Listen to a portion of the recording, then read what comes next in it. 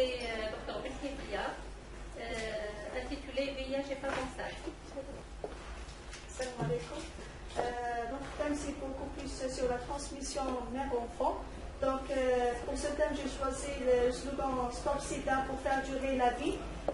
Vous savez tous que la transmission mère-enfant est la première cause de l'infection VIH chez l'enfant et est responsable de mortalité élevée chez l'enfant. C'est pour ça que j'ai choisi ce slogan. Donc, on prévient la transmission, donc on diminue le risque de mortalité chez l'enfant. Comme introduction, on parle de transmission mère-enfant lorsqu'une mère séropositive transmet le VIH à son enfant pendant la grossesse, l'accouchement ou l'allaitement. La transmission mère-enfant est une des causes majeures de l'infection par le virus, particulièrement dans les pays à faibles ressources ou sans accès aux traitements préventifs antirétroviraux. Le dépistage et le traitement antirétroviral des femmes enceintes ont permis une réduction importante du nombre d'enfants contaminés par le VIH à la naissance. Le taux de transmission va de 15 à 45% dans les pays en développement, à taux inférieur à 5% jusqu'à moins de 0,3% dans les pays développés. Comme c'est déjà rapporté par nos camarades, les chiffres selon l'OMS, il y a 36 millions de personnes vivant avec le VIH. Dans l'enfant, il y a 1,8 million d'enfants atteints. Le taux de couverture mondiale par le traitement antirétroviral des femmes enceintes et des femmes allaitantes vivant avec le VIH s'élève jusqu'à 80%. Selon l'Université d'Algérie, j'ai apporté ici l'année 2017, il y a au moins 674 enfants de moins de 15 ans qui sont sous traitement antiviral, soit une couverture antirétrovirale à peu près de 78%. Comme ça a été déjà rapporté par mes collègues, la transmission du VIH se fait par trois voies principales, les sanguines, sexuelles et la voie verticale de l'enfant. Pour la transmission mère-enfant, on a trois temps. La période périnatale, là où le risque est estimé à 5%, c'est surtout le dernier trimestre. Pourquoi? Parce que le mécanisme de transmission se fait par voie transplacentaire. Comme vous savez tous que la perméabilité placentaire, elle est importante durant le dernier trimestre. Les échanges sont très importants durant le dernier trimestre, c'est pour ça qu'on a cette transmission pendant cette période. L'accouchement, la transmission n'est pas via le placenta, mais via les sécrétions vaginales et le sang, et elle est estimée à 15%. Même lors de l'accouchement, surtout les accouchements traumatiques, il y a la transmission du sang maternel au sang du bébé. L'allaitement représente le troisième temps de transmission mère-enfant et le risque est estimé à 15%, parce que le lait maternel contient le virus VIH, donc il y a le risque de transmission. Quels sont les facteurs favorisant la transmission mère-enfant? Donc, on a trouvé des facteurs d'origine maternelle, des autres d'origine obstétricale. Pour les facteurs d'origine maternelle, le stade de l'immunodépression, donc la charge virale, elle influence sur plus la charge virale est élevée, plus la transmission est importante.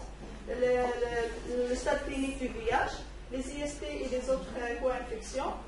Les rapports sexuels non protégés avec des partenaires multiples favorisent aussi la transmission mère-enfant. Pour les facteurs d'origine obstétricale, plus l'accouchement est prématuré, plus que le risque est élevé. Rupture placentaire, les manœuvres obstétricales, la rupture prématurée des membranes plus de 10 heures augmente le risque de transmission de l'infection. Le mode d'accouchement, l'accouchement par voie basse, ça favorise la transmission et l'allaitement. Là, on parle de défi d'infection VIH sur la grossesse. L'infection VIH a peu d'effets sur le devenir de la grossesse, parce que pour le virus, il n'est pas un virus tératogène. Donc, mais dans les études, il a été démontré qu'il y a des accouchements prématurés, des retards de croissance, des avortements pendant l'infection VIH durant la grossesse. Donc, mais le problème réside ici dans la transmission VIH mère-enfant. Le problème, c'est la transmission mère-enfant. Ce n'est pas les complications qui surviennent après. L'effet de grossesse sur l'infection VIH, donc la grossesse n'a pas d'impact sur la charge virale, donc on n'assiste pas d'augmentation de la charge virale durant la grossesse. Prévention de la transmission mère-enfant. Donc la prévention, c'est le maillon essentiel dans la prise en charge de l'infection VIH et de la transmission mère-enfant. Ça commence par le dépistage prénatal de l'infection VIH. Donc normalement, il y a l'obligation de proposition de dépistage de l'infection VIH par tout médecin à chaque examen prénuptial. Le deuxième volet de la prévention transmission mère-enfant, c'est le traitement antirétroviral. Donc le traitement antirétroviral, il a considérablement abaissé les chiffres de transmission mère-enfant. Donc si une charge virale est indétectable lors de la grossesse, on conserve le traitement antirétroviral. L'accouchement se fait par voie basse. Et pour le nouveau-né, on fait la chimioprophylaxie post-exposition pendant 4 semaines. Mais l'allaitement est contre-indiqué selon le consensus algérien 2017. Ça a été écrit à l'OMS que l'allaitement est proscrite, mais dans les pays où il n'y a pas une alimentation saine pour le bébé, on encourage l'alimentation sous réserve de laisser la femme sous un antirétroviral pour protéger l'enfant. Donc, l'intérêt d'une charge virale chez l'enfant à la naissance est au premier mois et au 3e mois. Si la charge virale est détectable au cours de la grossesse, on adapte le traitement et on programme une césarienne à la 38e semaine si la charge virale à 400 copies par millilitre. Pendant la 36e semaine. Pour le nouveau-né, la même démarche, on fait une chimioprophylaxie de 4 semaines.